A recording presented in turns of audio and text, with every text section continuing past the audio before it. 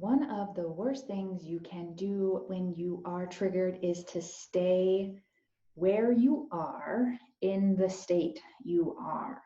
If you are triggered, one of the best things you can do is get up and actually physically move your energy.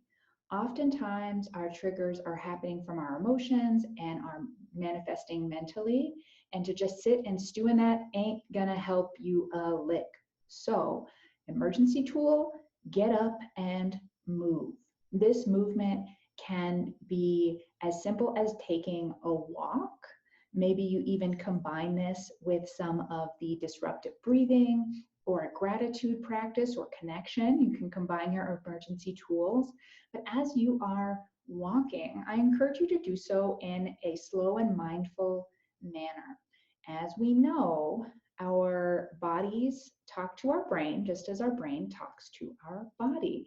So if we are walking in a swift, frantic pace, we are alerting our brain that there is something going on that we need to be hustling away from.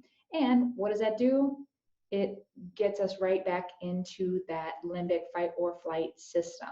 If we can walk slowly and mindfully, really intentionally paying attention to our bodies and our movement, we let the brain know that everything is super cool and very chill. If there was a bear, we would not be walking mindfully and intentionally, right? We would be hauling ass.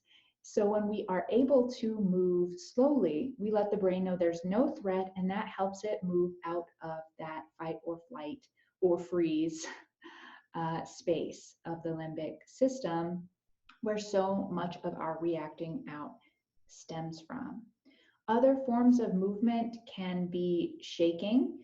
I know this is another weird one, but gentle shaking of our body actually creates a sense of calm and it decreases stress. And by that, I mean like actually just like shaking, like standing up and shaking our body around. And it actually feels really nice.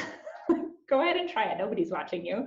But just gentle shaking of our limbs and our body really does create a calming effect, and it decreases stress and, of course, our stress hormones, which are all playing part in our reacting out. Sometimes we need something a little more rigorous.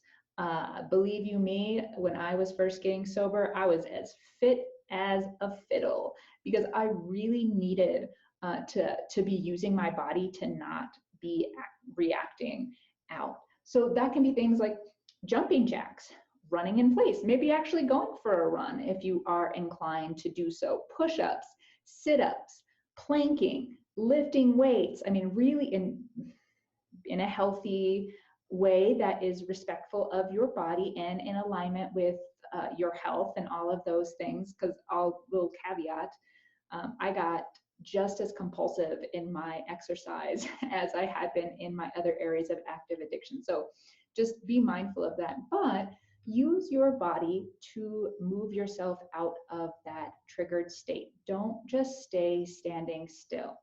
One of my favorite physical activities to shift my energy now is dance. I will turn on a song and just dance however my body wants to move. Sometimes it looks really cool. Sometimes I look ridiculous. I don't care. I don't want to react out. I do not want to continue those pathways in my brain and the limited life that those lead to. So I will dance, I will plank, I will do jumping jacks. Hell, I'll do burpees if I have to.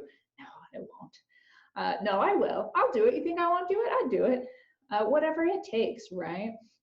Some other forms of movement may be things like Tai Chi or Qigong or other forms of martial arts that all get us into the bodies, present, grounded in our bodies, so that we are out of the emotional and mental state that comes with being triggered. Choose whatever one works for you, have a combo, and remember you can combine some of these tools together in these spaces of emergency or just in healthy, happy living. But do not just stay in your same physical space or state that you're in right now. If you're at your desk, get up and go for a walk. If you are waking up first thing in the morning and you're really triggered, or maybe right before bed, get out of bed, go and do something else. Don't just stay put.